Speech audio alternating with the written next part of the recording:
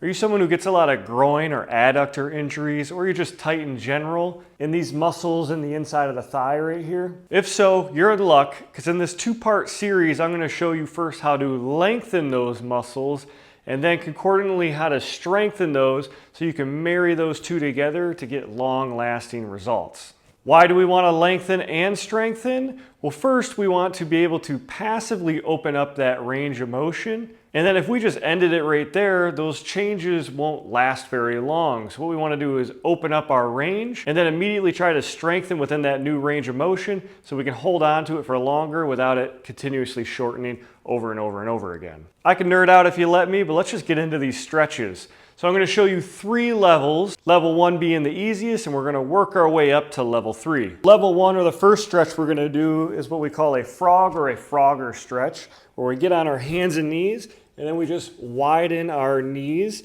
until we can feel a little bit of tension on the inside of the thighs.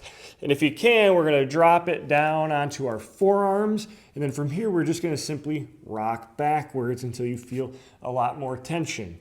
Now I like to rep out a good 5 to 10 reps here, and with each repetition I'm seeing if I can sink a little bit further and further. Now if you get any pinching on the front side of the hips here, you can simply just come up onto your hands, and it's the same concept. You're going to rock back until you feel more tension, hold it for a second or two, and then just continuously rep this out. Once you've done your 5 to 10 repetitions and you feel like you're not getting any further into the range, then you're just going to hold this stretch for about 2 minutes. Now 2 minutes seems like a long time, but that's going to give us the best bang for our buck. If you don't have time, 30 seconds is adequate, but we want to be able to work up to those longer times. And then in this position, I'm simply thinking of breathing.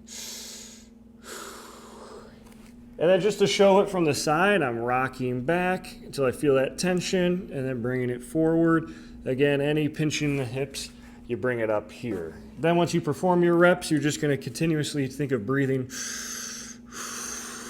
and then trying to sink even further into that stretch.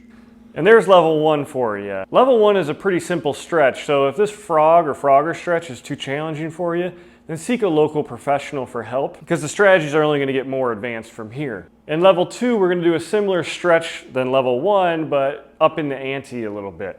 So if I'm in this quadruped position, let's say I'm going to stretch my right side first. I'm going to kick my right side straight, and I feel a lot of tension through my adductors or that groin area already. And it's the same concept where we're trying to rock into that range, feel a lot of tension, give it a smooch, come right back. Again, same concepts here. We want to rep out a good 5 to 10, or you feel like you're not getting any more range as you rock backward. And then to take it to the next level, you can come down to your forearms, and same thing, just trying to ease into that tension.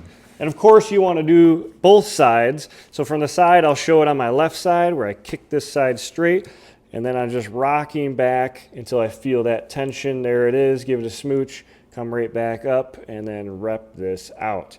And then on my left side, I don't feel like I'm getting as big of a stretch, so that's when I'll drop it down to my forearms. I already feel more stretch in that area, and then I'm just going to rock back and forth.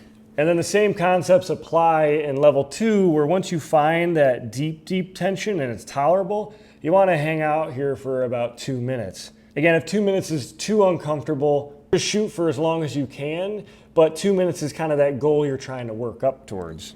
And once you've done that deep stretch, now you're ready for your workout or any activity that you're looking to do. So there's level 1 and level 2. Let's give you that third level that's going to take it even further. So for level 3, our starting position is what we call like a butterfly position, where our feet are flat against each other. And we'd want to be able to bring our heels towards our groin as much as we can without too much discomfort. So as I bring these in, I already feel a baseline tension here. So that's going to be my starting position. Now from here, we're going to start with a passive stretch. So I'm going to simply just think of pushing my knees towards the ground. And now I feel a good stretch through the adductors in that groin area. And then if you guessed it, how long do we hold this for?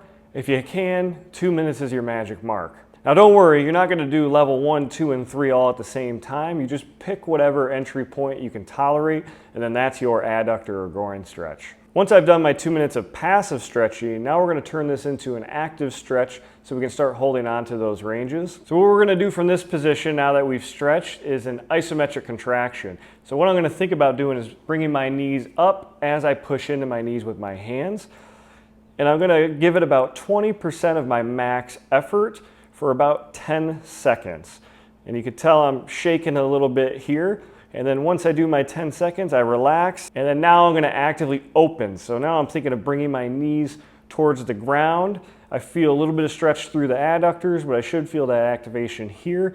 And that's allowing us to get more of an active stretch to open up that range. So on this contraction, still giving about 20% for about 10 seconds, and then I relax. After that, I'm going to see, can I go any further into this stretch? I can tell it's starting to open up. And then while doing this stretch, if you're having a hard time with your balance, you can simply bring your feet out in front of you a little bit further so you can lean forward, or you can do one side at a time, where I can lean to my right to stretch my left. So if I'm going to do another round here, I'm going to push down as far as I can. Now I'm going to push up with about 40% of my max effort now. I'm going to shake a little bit more, feel like I'm going to cramp almost.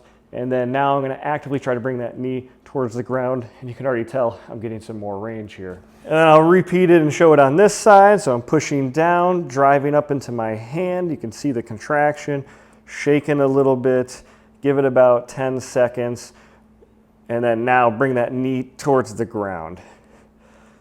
And to take full advantage of this level 3 stretch, you'd want to do 2, maybe 3 rounds if you have a lot of tension, but any more than that is just kind of a waste of time. Ideally, you'd want to do your level 1, 2, or 3 stretch and then immediately strengthen it afterwards, which I'll show you in the next video.